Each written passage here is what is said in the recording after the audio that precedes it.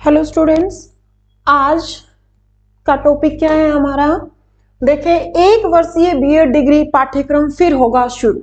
अब इसका बेनिफिट किस बच्चे को मिलेगा और किस बच्चे को नहीं मिलेगा, क्योंकि मोस्टली बच्चे सोचते हैं कि बीएड करें या एमए में एडमिशन लें, है ना। सबसे पहला डाउट यही आता है कि बीए करने के बाद, ग्रेजुएशन करने के बाद बीएड की जाए या फिर एमए की जाए।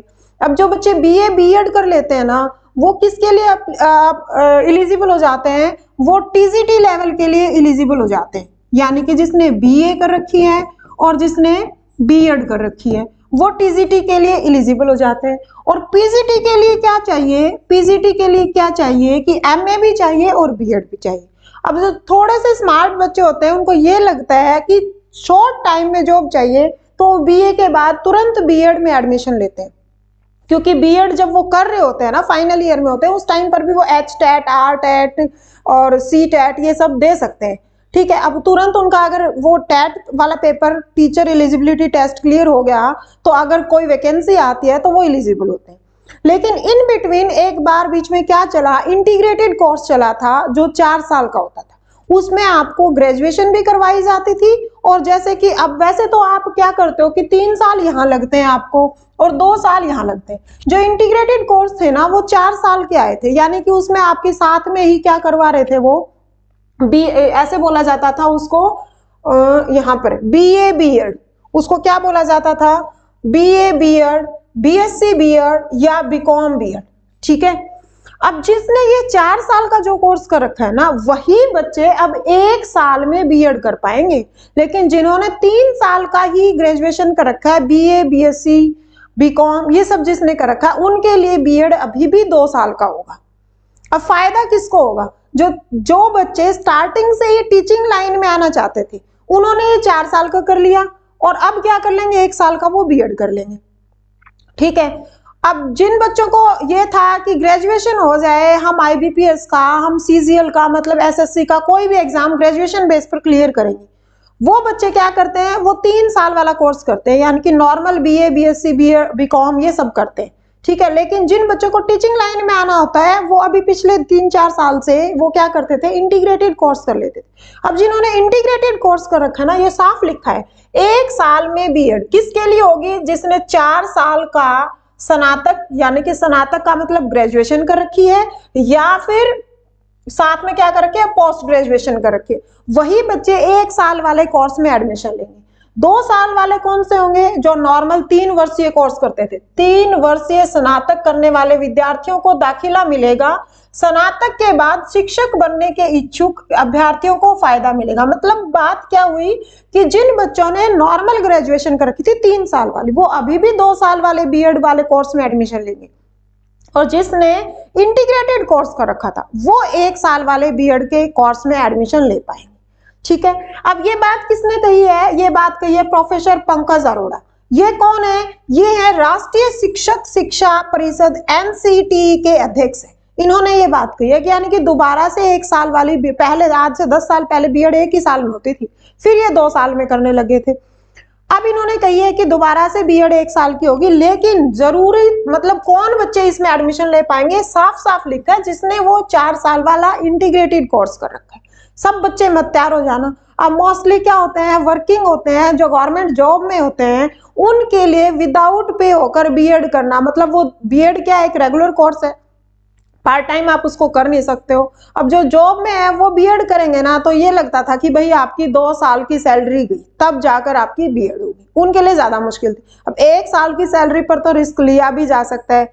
ठीक है, मतलब जो गवर्नमेंट जॉब में है, अगर उनको बीएड करनी है तो रेगुलर कोर्स है, अब वो 1 साल की सैलरी को अपना दान कर दें और 1 साल में अपनी बीएड कर लें, और टीचिंग लाइन में अगर घुसना है तो उनके लिए रास्ते खुल जाएंगे। पहले लगता था कि 2 साल में बीएड करनी है, अब 2 साल की सैलरी तो दान में नहीं दी जा सकती, भाई आप घर बैठे हो बीएड कर रहे हो। बीएड तो बिना कॉलेज जाए भी मोस्टली बच्चे कर लेते हैं, लेकिन कभी कभी जाते हैं, पर वो सैलरी छोड़ना बहुत मुश्किल टास्क था। तो अब उनके लिए सबसे सुहावना सुनहरा मौका मिला है, मौसम नहीं मौका मिला है कि वो 1 साल की सैलरी को अपना दान कर दें, छोड़ दें और 1 साल में बीएड कर लें, और टीचिंग लाइन में अगर एंट्री करनी है तो वो एंट्री कर जाएंगे, क्योंकि ग्रेजुएशन तो है ही। अब 1 ही साल की भी मतलब अगर इंटीग्रेटेड कोर्स कर रखा है फिर वही बात आती है कि 3 साल बीए करके जॉब लिए बैठे ना, वो फिर भी 2 ही साल में बीएड करेंगे। लेकिन कोई बच्चा इंटीग्रेटेड कोर्स करके और गवर्नमेंट जॉब में है तो वो 1 साल में भी बीएड कर पाएगा। ठीक है, एक इन्होंने क्या कहा, शिक्षा नीति के तहत 4 भाग, फाउंडेशन, प्रिपरेटरी, मिडिल और सेकेंडरी सत्र। ये एनईपी जो 2020 आया था, नेशनल एजुकेशन पॉलिसी आया था 2020, उसमें भी ये बात कही गई थी कि इन 4 भागों में बांटा था। अब ये देखो 4 कौन कौन से थे, ये फंडामेंटल स्टेज थी, फिर प्रिपरेटरी स्टेज थी, फिर मिडिल स्टेज थी, फिर सेकेंडरी स्टेज थी। यानी कि शिक्षा को कैसे बांटा था उन्होंने, 5, 3, 3 और 4। ये 5 है ना, इसके अंदर क्या होती है, जो प्री स्कूल एज होती है या आंगनबाड़ी वाले जो बच्चे होते हैं, यानी कि इसको 2 में बांटते हैं कि 3 साल की तो आंगनबाड़ी और 2 साल की कौन सी क्लास, फर्स्ट और सेकंड। यहाँ 3 साल में क्या होता था, थर्ड, फोर्थ और फिफ्थ। यहाँ 3 साल में क्या होता था, 6, 7 और 8। और यहाँ 4 साल में क्या होता था, 9वीं, 10वीं, 11वीं और 12वीं। ये उन्होंने एनईपी, कौन सी एनईपी, 2020 में ही बोल दिया गया था, 2020 में बोल दिया गया था कि इस तरीके से अब एजुकेशन सिस्टम होगा।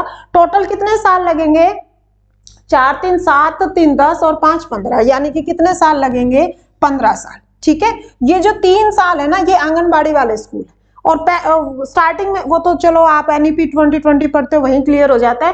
पहले क्या था, ये 10+2 का ढांचा था और उसके बाद इन्होंने एनईपी 2020 में बदलने की बात की थी। इसी बात को इन्होंने क्या कहा है, के अनुरूप ही शिक्षक तैयार किए जाएंगे। यानी कि जो एनईपी 2020 है ना, उसके हिसाब से ही क्या तैयार किए जाएंगे, शिक्षक तैयार किए जाएंगे। और शिक्षक तैयार करने से पहले, मतलब जब टीचर बनता है तो पहले आपको एक क्या देना पड़ता है, पहले आपको एक टेट का एग्जाम देना पड़ता है। वो चाहे किसी भी स्टेट में आप टीचर बन रहे हो, उसी स्टेट का टेट का एग्जाम, जैसे सी टेट वाला तो कई जगह चल जाता है, लेकिन हरियाणा में टीचर बनना है तो आपको एच टेट करना पड़ेगा, राजस्थान में बनना है तो आपको आर टेट करना पड़ेगा, ऐसे यूपी टेट आता है, बिहार टेट आता है। तो सबसे पहले आप टेट का एग्जाम क्लियर करते हो, फिर वैकेंसी आती है और फिर आप टीचर बन पाते हो उन सारे स्टेप्स को क्लियर करके। ठीक है, ये वीडियो उन बच्चों के लिए लेकर आई हूँ जो कई बार बच्चे ऐसे ही एडमिशन ले लेते हैं, उनको पता ही नहीं होता वो क्या कर रहे होते हैं। ठीक है, घर वालों ने कह दिया, अड़ोसी पड़ोसी ने फॉर्म भर दिया, 5-7 साल धक्के खाने के बाद उनको समझ आता है कि मुझे जॉब की तैयारी करनी, तब वो अपने डॉक्यूमेंट संभालते हैं। डॉक्यूमेंट्स फिर सारे उनके उल्टे सीधे मिलते हैं, उनको पता ही नहीं होता कौन कौन से सब्जेक्ट ले रखे थे, क्योंकि वो प्राइवेट बीए, बीकॉम ये सब कर लेते हैं और फिर वो तैयारी करना शुरू करते हैं, तो उनको ये पता नहीं होता कि कौन सी लाइन में जाए। टीचिंग वाले में जाना है, बीएड कंपल्सरी है। अब 3 साल का कर रखा है तो 2 साल की बीएड करोगे, 4 साल वाला कर रखा है तो 1 साल की बीएड चल जाएगी। अच्छा, जो बच्चे 23 में जिन्होंने एडमिशन लिया था, तो 23, 24, 25, 26, मतलब 23 में जो एडमिशन लिया था उनकी 24 में 1 साल हुई, 25, 26, 27, वो 27 में बाहर निकलेंगे। लेकिन ये कब से शुरू हो जाएगा, ये तो पहले ही शुरू हो जाएगा। यहाँ लिखा हुआ है 26-27 का, कब साफ लिखा हुआ है, 26-27 से शिक्षा स्नातक यानी बीएड का प्रारूप और पाठ्यक्रम बदलने जा रहा है। यानी कि 26-27 में आपका पाठ्यक्रम भी बदल जाएगा और उसका जो मेथड है, तरीका है, वो भी बदल जाएगा। जिन बच्चों ने 2027 में 4 वर्षीय इंटीग्रेटेड डिग्री पाने वाले बैच के निकलने से पहले ही लागू हो जाएगा। यानी कि जो 23 में जिन्होंने एडमिशन लिया था, एडमिशन कब लेते हैं, जुलाई अगस्त में लेते हैं, तो 24 में 1 साल हुआ, 25 में 2, 26 में 3, 27 में वो बाहर निकलेंगे। लेकिन ये सिस्टम उनसे पहले ही शुरू हो जाएगा, क्योंकि काफी जगह ये इंटीग्रेटेड कोर्स पहले से स्टार्ट था। ठीक है, तो इस वीडियो में इतना ही। और फिर कोई आपको वीडियो पसंद आई हो तो इसको सब्सक्राइब चैनल कर देना, लाइक कर देना या शेयर कर देना, ना मन करे तो मत करना, लेकिन इंपॉर्टेंट इंफॉर्मेशन थी, इतना ही बताना था इस वीडियो में।